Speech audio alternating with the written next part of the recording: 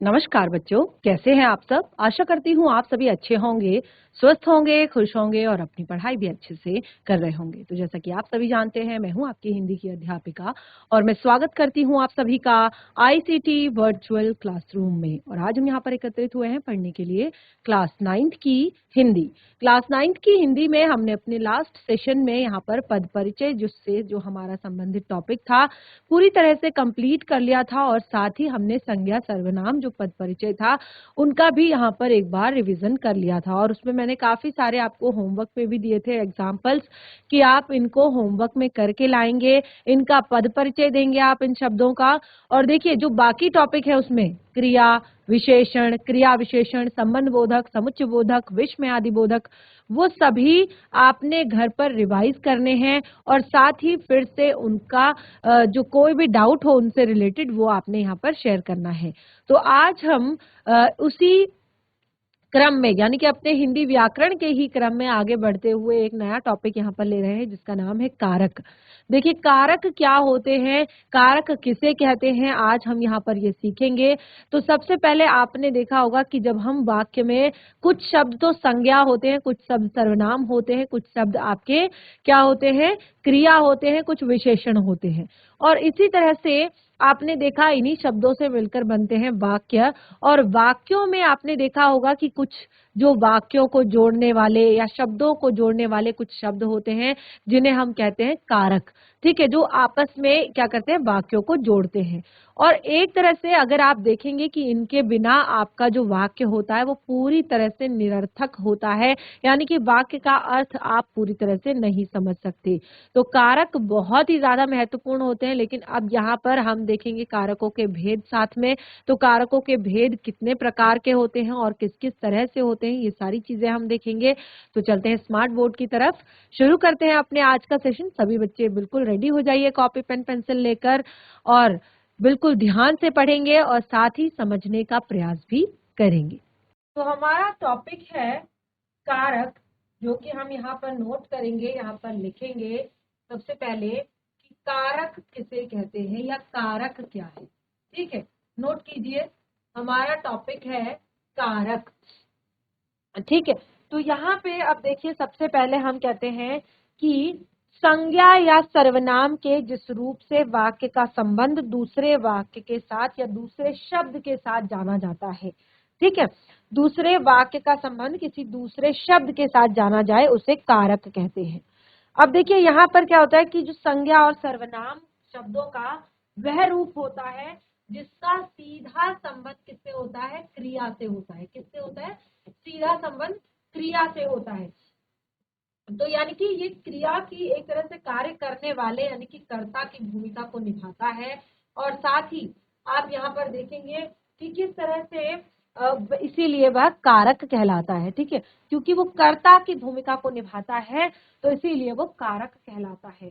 तो अब हम यहाँ पर बहुत अच्छे से परिभाषित करेंगे कारक को। कारक किसे कहते हैं, तो एक सीधे सरल शब्दों में मैंने आपको यहाँ पर बताया कि कार्य करने वाला, यानी कि जो एक तरह से जो कार्य करने वाला होता है जिसका क्रिया के साथ सीधा संबंध होता है उसे कारक कहते हैं। कार्य करने वाला है और क्रिया के साथ सीधा संबंध है उसे ही क्या कहते हैं, कारक कहते हैं। ठीक है, तो हम यहाँ पर अभी पूरा अच्छे से कारक पढ़ेंगे, कारक किसे कहते हैं पढ़ेंगे। और साथ ही हम एक तरह से पूरी तरह से कारकों के भेदों को जानेंगे, लेकिन उससे पहले शुरुआत करते हैं कि कारक होते क्या है। ठीक है, परिभाषा मैंने थोड़ा सा क्लियर करने की कोशिश की। राम ने रावण को, राम ने रावण को बाण से मारा। ठीक है, राम ने रावण को बाण से मारा। ठीक है, तो ये हमने यहाँ पर एक वाक्य लिखा। अब ध्यान से देखिएगा सारे जो जितने भी हमारे वाक्य हैं सभी को। राम ने रावण को बाण से मारा। राम राजा दशरथ के बड़े पुत्र थे। ठीक है, तो यहाँ पर कुछ, जैसे मैंने आपको यहाँ पर लिख रही हूं कुछ जो वाक्य, उनको आप ध्यान से देखेंगे। तो मैंने कहा राम ने रावण को बाण से मारा, राम राजा दशरथ के बड़े पुत्र थे। ठीक है, केवल 2 वाक्यों में आपको मैं यहाँ पर क्लियर करूंगी कि कारक होते क्या है। ठीक है, अब आप यहाँ पर ध्यान से पढ़िए कि राम, रावण, बाण, मारा, ये सारे शब्द क्या है? आपके संज्ञा सर्वनाम है, संज्ञा ही है सारे। राम भी संज्ञा है, रावण भी संज्ञा है, बाण भी संज्ञा है, मारा जो है वो क्रिया है। ठीक है, लेकिन अब आप इनके अतिरिक्त यहाँ पर कुछ शब्द देख रहे हैं जो क्या कर रहे हैं कि इनका जो संबंध है वो वाक्य के बाकी शब्दों के साथ जोड़ रहे हैं। जैसे राम का रावण के साथ, फिर बाण के साथ। ठीक है, तो अब यहाँ पर अगर आप इमेजिन कीजिए कि अगर हम इन शब्दों को हटा दें, इमेजिन कीजिए कि हम इन शब्दों को हटा दें। ठीक है, फिर से लिखकर देखते हैं, राम, रावण, बाण, मारा। राम, रावण, बाण, मारा। कुछ समझ आ रहा है आपको? देखिए, शब्दों का अर्थ तो क्लियर है, लेकिन वाक्य का अर्थ हमें समझ नहीं आ रहा है। वाक्य का अर्थ हमें समझ क्यों नहीं आ रहा है? क्योंकि जो हमारे वाक्य को पूरा करने वाले कुछ विशेष चिन्ह जो है, उन चिन्हों को हमने जब हटाया तो हमने देखा कि हमें वाक्य का अर्थ पूरी तरह से समझ नहीं आ रहा है। हमने क्या देखा कि हमें वाक्य का जो अर्थ है वो पूरी तरह से समझ नहीं आ रहा है। तो उसमें हमने क्या किया, तो हमें पता चला कि इनकी वजह से, यानी कि इन्हीं के कारण हम किसी भी वाक्य के पूरे पूरे अर्थ को समझ पाते हैं। यानी कि इनकी अनुपस्थिति में हम वाक्य के अर्थ को पूरी तरह से नहीं समझ पाएंगे। अगला देखिए, राम राजा दशरथ के बड़े पुत्र थे। ठीक है, अब देखिए फिर से, राम राजा दशरथ के बड़े पुत्र थे। अब देखिए, राम, राजा दशरथ, बड़े पुत्र। ठीक है, ये सारे जो आपके हैं ये आपके क्या है? संज्ञा है। लेकिन अगर मैं यहाँ पर कहूं कि ये जो हमारा चिन्ह है, ठीक है, के बड़े पुत्र थे, अगर हम इसे हटा दें तो क्या होगा? राम राजा दशरथ बड़े पुत्र थे। राम राजा दशरथ बड़े पुत्र थे। समझ आ रहा है वाक्य? आपको वाक्य समझ आ रहा है? बिल्कुल समझ नहीं आ रहा है। क्यों नहीं आ रहा है? क्योंकि हमने जो कुछ जो विशेष प्रकार के चिन्ह यहाँ पर थे, उन चिन्हों को यदि हमने हटाया तो हम किसी भी वाक्य का अर्थ जो है पूरी तरह से नहीं समझ पाते हैं। किसी भी वाक्य के अर्थ को अच्छे से हमें समझ वाक्य का अर्थ नहीं आता है। ठीक है, और इसीलिए हम यहाँ पर साफ शब्दों में कहते हैं कि जो कारक होते हैं वो क्या करते हैं, एक तरह से हमें वाक्य का अर्थ पूरी तरह से, अगर हम इन्हें हटा कर पढ़े तो हमें कोई भी संबंध जो है समझ नहीं आएगा। जैसे हमने कहा राजा दशरथ, राम राजा दशरथ बड़े पुत्र थे। ठीक है, अब क्या लग रहा है कि राम के राजा दशरथ जो है वो बड़े पुत्र थे। ठीक है, तो आप देख रहे हैं ना, पूरी तरह से गड़बड़ा गया है, पूरी तरह से गड़बड़ हो गया है हमारा ये सेंटेंस, हमारा ये वाक्य बिना इन चिन्हों के। ठीक है, तो अब यहाँ पर आपने देखा इन्हीं चिन्हों को, यानी क्या आता है, हमें वाक्य के अर्थ को पूरी तरह से समझने के लिए, वाक्य के अर्थ को पूरी तरह से का अर्थ पूरी तरह से स्पष्ट करने के लिए हमें कारक चिन्हों का प्रयोग करना जरूरी होता है। इसीलिए हम इन कारक चिन्हों का प्रयोग करते हैं। और जैसे आप देखेंगे, ये मैंने कह दिया कि काम करने वाला, शुरुआत में मैंने क्या बताया कि जो काम करने वाला होता है उसे कर्ता कहते हैं, और जिनका क्रिया के साथ सीधा संबंध होता है। ठीक है, जो काम कर रहा हो और जिसका क्रिया के साथ सीधा संबंध हो उसे कारक कहते हैं। तो यहाँ पर देखिए, राम ने रावण को बाण से मारा। तो तीन तरह के यहाँ पर एक तरह से मारा जो शब्द है वो तीन क्रिया है और वो तीन अलग अलग तरह से यहाँ पर जुड़ी हुई है। तो राम ने, ठीक है, ये क्या है, कर्ता कारक। राम कौन है, कर्ता कारक। बाण किसने मारा, कर्ता कारक। रावण को, रावण यानी कि रावण क्या है यहाँ पर, रावण है कर्म कारक, ठीक है, क्योंकि रावण को मार रहे हैं, ठीक है। फिर कहा बाण से, बाण से क्या है आपका, से क्या है, से आपका है यहाँ पर जो हम एक तरह से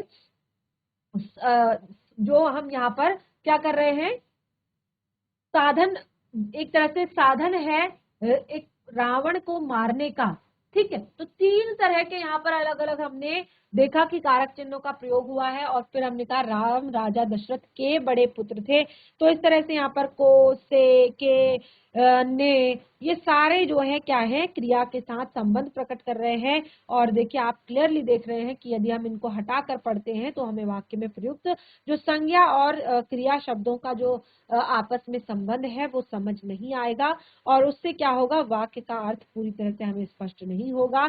और इसीलिए हमें इनका बहुत ज्यादा जरूरी है, जो कारक होते हैं वो एक तरह से पढ़ने के लिए। तो चलिए परिभाषा लिखते हैं इनकी। अब तो काफी चीजें समझ में आ गई होंगी आपको। परिभाषा कारक की, इससे पहले जो लिखा उसे नोट करने की जरूरत नहीं है, लेकिन जो आप लिख रहे हैं उसको आप नोट करेंगे, ठीक है। संज्ञा या, नोट कीजिएगा, संज्ञा या सर्वनाम, संज्ञा या सर्वनाम के जिस रूप, संज्ञा या सर्वनाम के जिस रूप से उसका संबंध, उसका संबंध वाक्य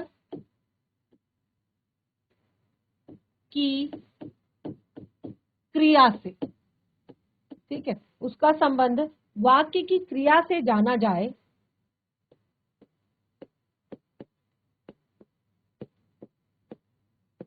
जाना जाए, उसे कारक कहते हैं, उसे कारक कहते हैं, ठीक है।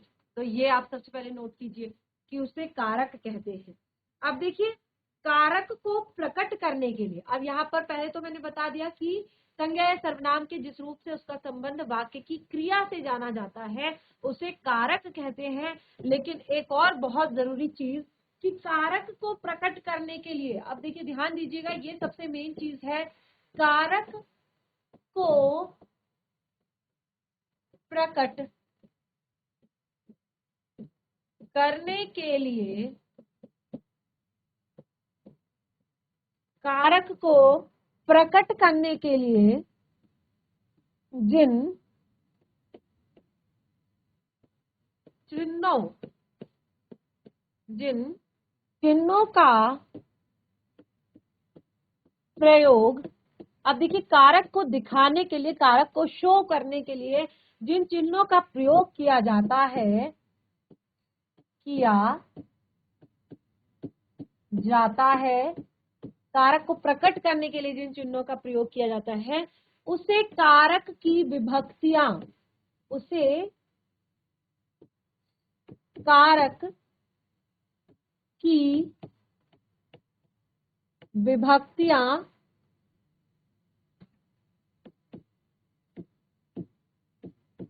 उसे कारक की विभक्तियां या परसर्ग कहते हैं, या क्या कहते हैं, परसर्ग कहते हैं, ठीक है। विभक्तियां या परसर्ग कहते हैं। अब देखिए मैंने कहा विभक्तियां और परसर्ग, विभक्तियां क्यों कहते हैं ये भी मैं बताऊंगी आपको, और परसर्ग क्यों कहते हैं ये आप ध्यान दीजिए। पर का अर्थ, देखिए परसर्ग जो है वो दो शब्दों से मिलकर बना है। पर का अर्थ होता है बाद, ठीक है। तो जो कारक चिन्ह हमेशा सर्ग का अर्थ क्या होता है आपका संज्ञा, ठीक है। जो कारक शब्द आपके किसी भी संज्ञा सर्वनाम शब्द के बाद लगते हैं उनको हम क्या कहते हैं, परसर्ग कहते हैं, ठीक है। अब यहाँ पर एग्जाम्पल देखिए, उदाहरण देखिए, समझ आ रहा है सभी को क्या पढ़ रहे हैं हम यहाँ पर, समझ आ रहा है? हैंड रेज करके बताएंगे, एक बार हाथ खड़ा करके बताएंगे समझ आ रहा है क्या पढ़ रहे हैं हम यहाँ पर। मेरी आवाज आ रही है सभी बच्चों को? जीआईसी भैंसियारो बच्चे, आप लोगों को मेरी आवाज आ रही है? Yes, good. तो एक बार माइक लेंगे, कोई भी एक बच्चा। बच्चे आपको समझ आ रहा है क्या पढ़ रहे हैं हम यहाँ पर? Yes ma'am. हम टॉपिक पढ़ रहे हैं यहाँ पर हिंदी व्याकरण का कारक। तो आपने पढ़ा है इससे पहले ये टॉपिक हिंदी में? यस मैम, पढ़ा है। यस, तो आपको अच्छे से समझ आ रहा होगा। कहीं पर भी कोई चीज समझ में नहीं आती है तो हैंड रेज कर सकते हैं और पूछ सकते हैं, और बाकी चीजें जो मैं यहाँ पर लिखवा रही हूँ उसे नोट डाउन जरूर करें, क्योंकि कई बार होता है कि जब हम नेक्स्ट सेशन में आते हैं ना तो फिर हमें कुछ भी चीजें याद नहीं होती कि हमने क्या पढ़ा था। तो एटलीस्ट जो जरूरी चीजें हैं उन्हें नोट जरूर कीजिए, ठीक है। Yes ma'am. तो यहाँ पर हमने कहा पर का अर्थ होता है बाद। अब यहाँ पर आप देखेंगे, ठीक है, संज्ञा या सर्वनाम के जब बाद लगते हैं तो उसको हम कहते हैं कारक, ठीक है, परसर्ग, ठीक है। जैसे मैंने यहाँ पर कहा, उदाहरण के लिए देखिए, एग्जाम्पल देती हूँ मैं यहाँ पर। एग्जाम्पल देखिए, मनोज ने सेब खाया। मनोज ने सेब खाया, ठीक है। पेड़ से पत्ते गिर रहे हैं।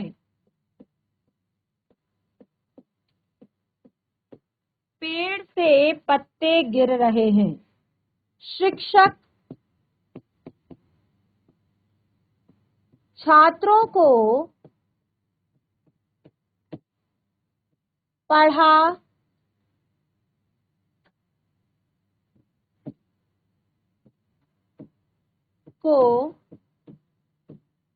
पढ़ा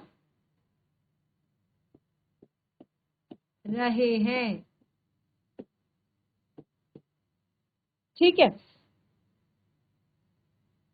पिताजी बच्चों के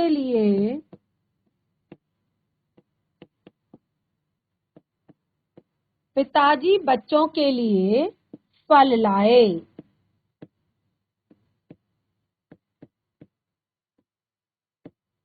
पिताजी बच्चों के लिए फल लाए, ठीक है। तोता डाल पर बैठा है। तो ये कुछ एग्जाम्पल मैंने यहाँ पर आपको दिए, और अब मैं यहाँ पर आपको बताऊंगी कि देखिए, मनोज क्या है, संज्ञा शब्द है, और उसके बाद जो यहाँ पर जो विभक्ति लगी है या जो कारक चिन्ह है, जो परसर्ग है, वो है ने। मनोज ने फल खाया, ठीक है। पेड़ से पत्ते गिर रहे हैं। शिक्षक छात्रों को पढ़ा रहे हैं। पिताजी बच्चों के लिए फल लाए। तोता डाल पर बैठा है, ठीक है। तो इस तरह से यहाँ पर आप देखेंगे कि जितने भी ये शब्द हैं, जैसे ने, को, से, के लिए, पर, तो ये सारे शब्दों को अब एक बार आप हटा कर देखिए और तब इन सेंटेंस को, इन वाक्यों को पढ़िए, तब आप देखिए क्या ये आपको समझ आ रहे हैं। मनोज सेब खाया। पेड़ पत्ते गिर रहे हैं। शिक्षक छात्रों पढ़ा रहे हैं।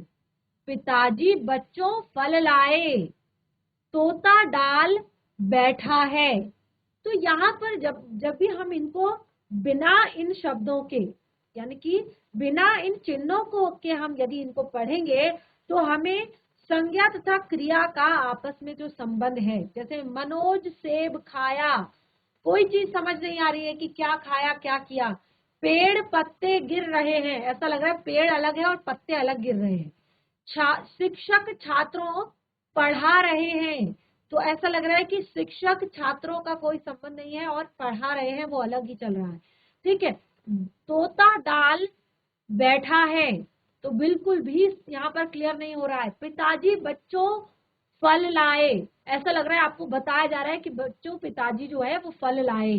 ठीक है, तो बिल्कुल भी जो क्रिया है और संज्ञा या सर्वनाम है उसका संबंध हमें यहाँ पर स्पष्ट तौर पर नहीं दिखाई दे रहा है, स्पष्ट नहीं हो रहा है बिना इन चिन्हों के।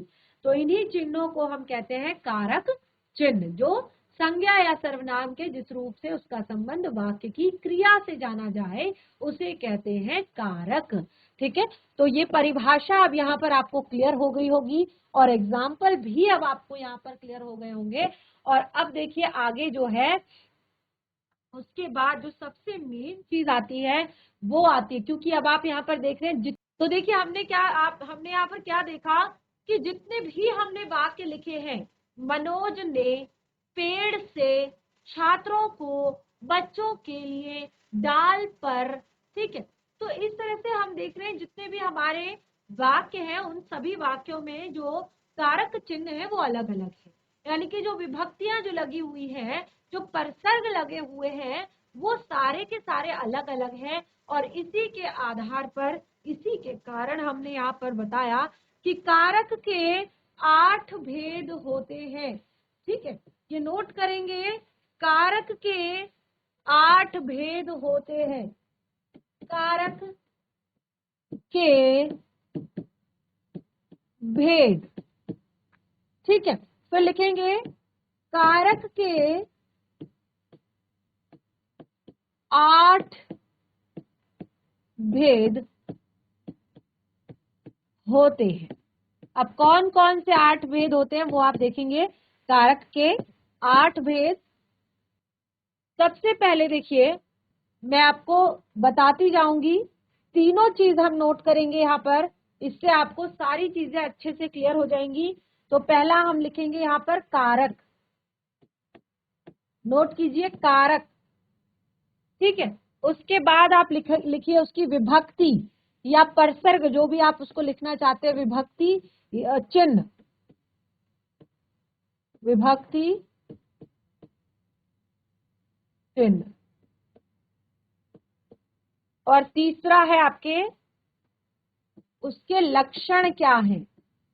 ठीक है, इसी से आप उसको समझेंगे। ठीक है, उसके लक्षण क्या है इसी से आप इसको समझेंगे।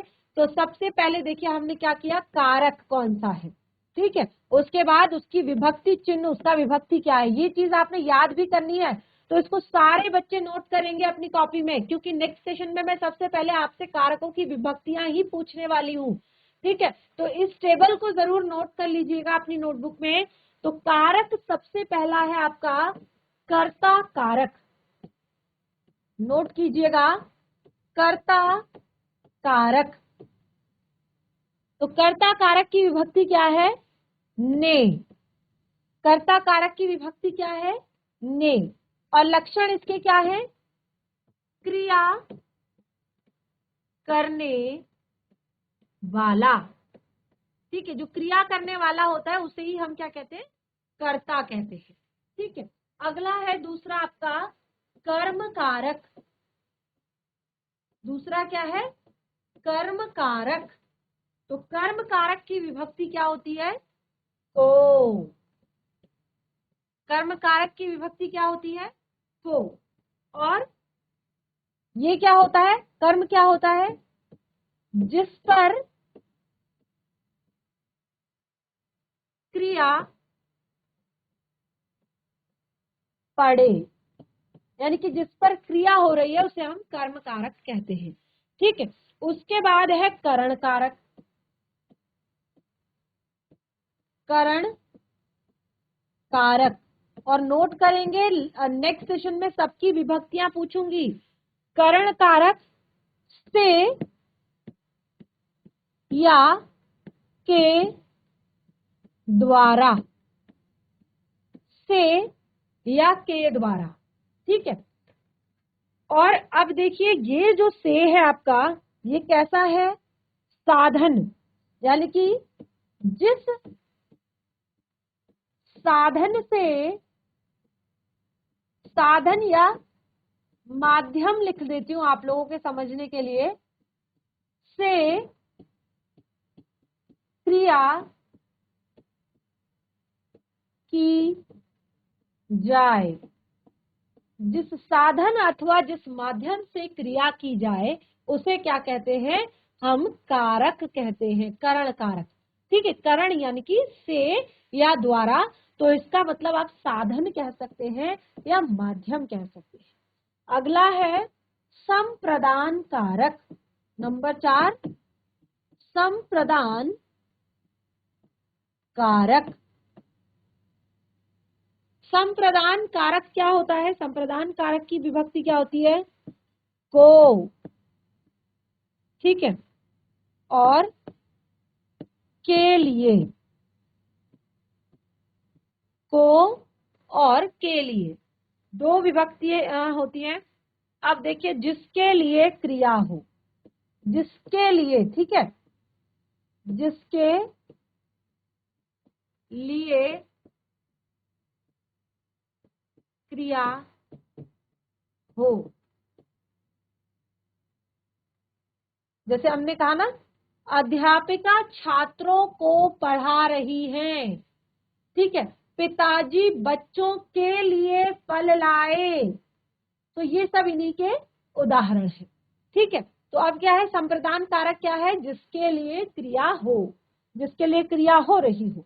नोट हो गया सबका इतना, इसको नोट जरूर करना है आपने, इसको नोट डाउन जरूर करना है, हैंड रेज करेंगे जिसने इतना नोट कर लिया है, क्योंकि इसके आगे हम बाकी कारकों को लिखेंगे। हमने कहा 8 भेद होते हैं और अभी तक हमने केवल 4 भेद यहाँ पर लिखे हैं, 8 भेदों को हम लिखेंगे। पहला कर्ता कारक, कर्म कारक, करण कारक, संप्रदान कारक, और नेक्स्ट आगे हम लिखेंगे। तो नोट कर लिया आप सभी ने इतना, हैंड रेज करके क्लियर कीजिए, नोट कर लिया आप सभी ने इतना। मैं बहुत धीरे धीरे लिखवा रही हूँ, फिर भी अगर आप लोग नोट नहीं करेंगे तो ये अच्छी बात नहीं है। नंबर 5, अपादान कारक। नंबर 5 है अपादान कारक, और अपादान कारक की विभक्ति है से।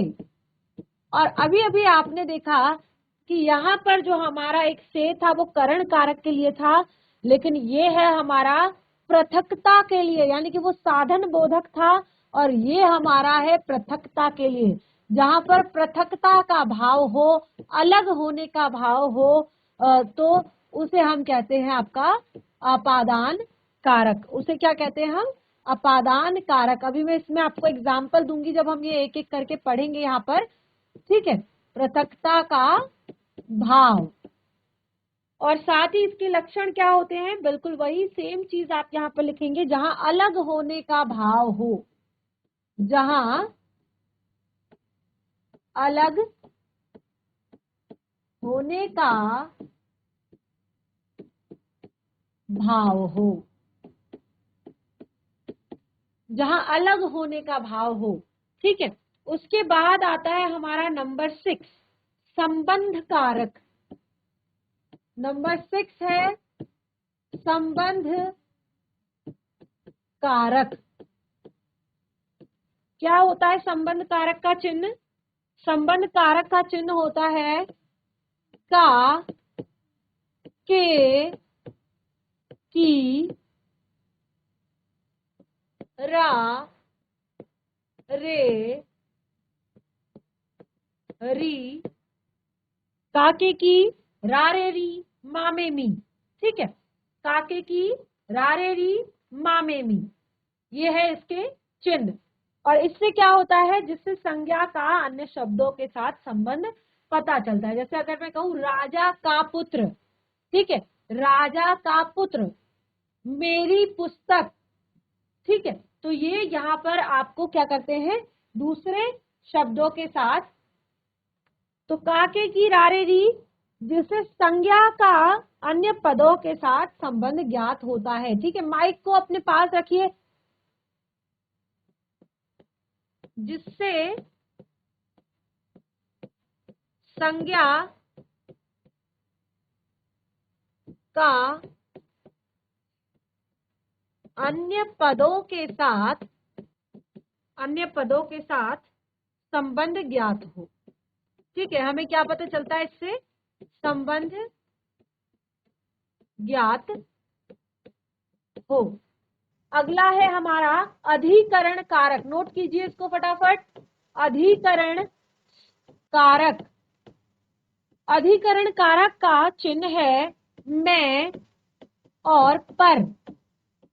में और पर।